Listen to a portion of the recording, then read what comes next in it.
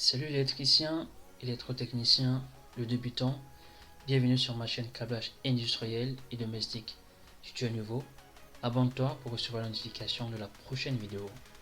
Donc aujourd'hui nous allons faire une nouvelle vidéo qui va concerner le montage va-et-vient. Et dans un premier temps, je vous explique le montage de base. Qu'est-ce qu'un montage va-et-vient, quel est son principe de fonctionnement et quels sont les appareils que nous devons avoir pour le réaliser. Et ensuite, on va essayer de stimuler un peu le schéma pour voir comment ça fonctionne. Et par la suite, nous réaliserons le montage par un TP. Et restez jusqu'à la fin de cette vidéo pour savoir comment réaliser dans une installation un montage va-et-vient. Alors, qu'est-ce que c'est un montage va-et-vient?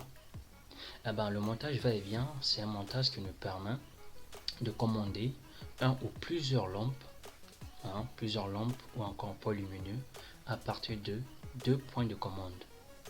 Et ces deux points de commande, c'est ce que nous voyons sur l'écran, sur le schéma développé, le S1 et S2. Et dans une installation électrique, ce genre de montage, qui est le montage va-et-vient, est souvent réalisé dans le but où nous avons deux ouvertures, c'est-à-dire deux entrées.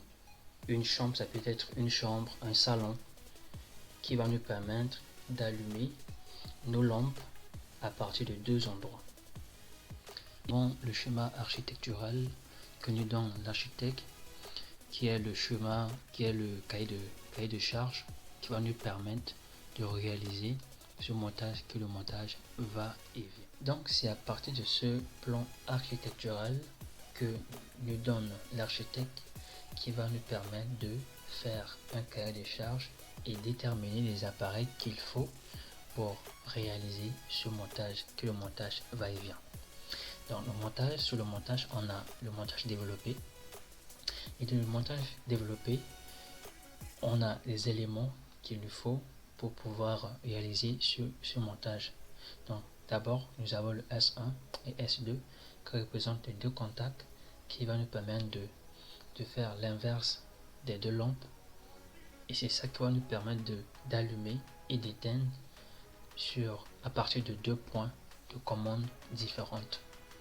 Donc dans ce circuit, nous avons besoin d'un disjoncteur de 10 ampères. Cela, ça dépendra aussi des lampes que vous voulez mettre. Après nous avons besoin de nos fils conducteurs comme la phase, le neutre et le fil de terre qui va nous servir de la protection de nos lampes. Alors passons à la simulation de ce montage.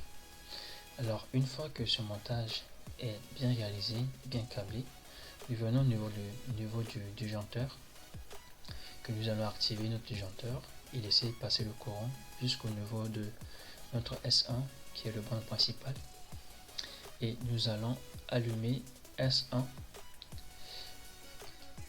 et voilà, S1 s'allume. On éteint à partir de S2, on allume à partir de S2 et on éteint à partir de S1. C'est ça le but de va-et-vient. Alors passons au côté pratique.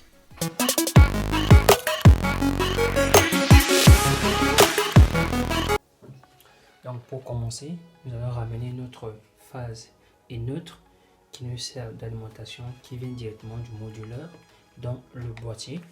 Et ensuite, nous allons prendre les deux navettes qui sortent des deux contacts et les ramener dans la boîte de dérivation.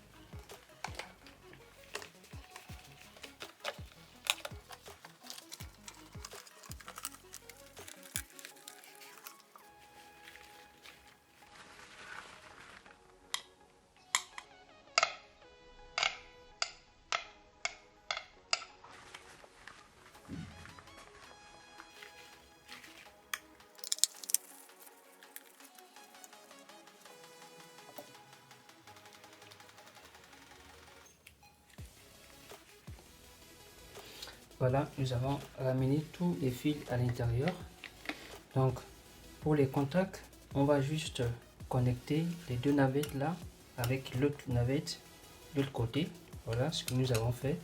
Deux navettes là, on se connecte, on essaie de connecter avec l'autre navette, et la phase principale qui rentre dans le bande principal là va directement rejoindre le fil d'alimentation, et l'autre phase principale qui vient de là, notre navette, qui va alimenter notre lampe.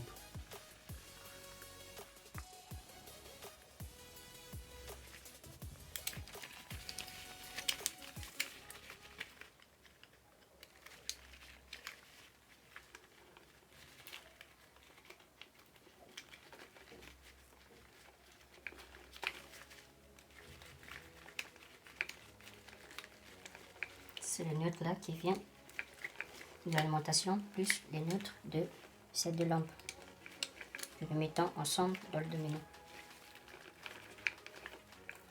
Après cela, nous allons accorder la phase principale avec l'arrivée, c'est-à-dire la source, qui va nous permettre d'alimenter nos deux contacts va-et-vient. On va dénuder